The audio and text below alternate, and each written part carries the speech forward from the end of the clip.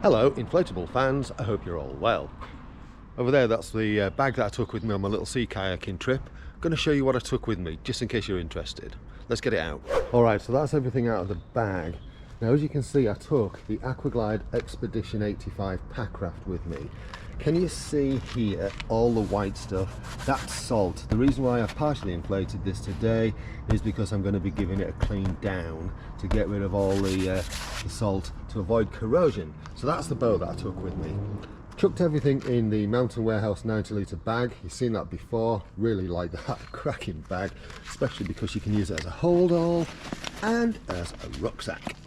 This is just one of the little mesh pockets that goes into the molly webbing on the side of the boat, and in there I actually had this sponge. This is a little bilge sponge. I knew I wasn't going to get an awful lot of water in because the water was really calm. It was flat calm that day, but I took that with me just in case. That's just the rest of the boat stuff. So there's the skeg, the inflation pump, and the bag it comes in. Aquaglide Crux 5-piece paddle. It's supposed to be a 4-piece, but it's actually 5. Did take my little pump with me just to partially inflate the boat while I was doing other stuff.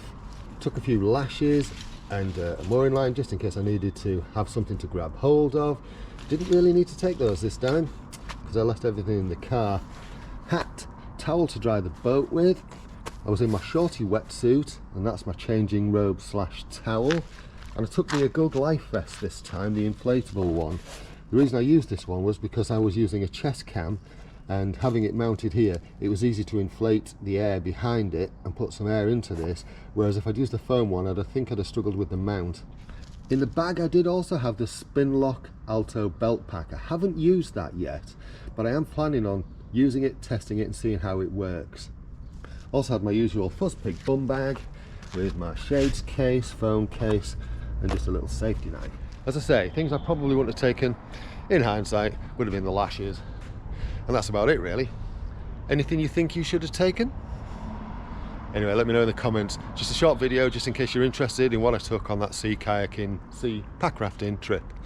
Thanks for watching. You take care of yourself. You know what to do about liking and subscribing if you're liking what I do. Alright, cheerio.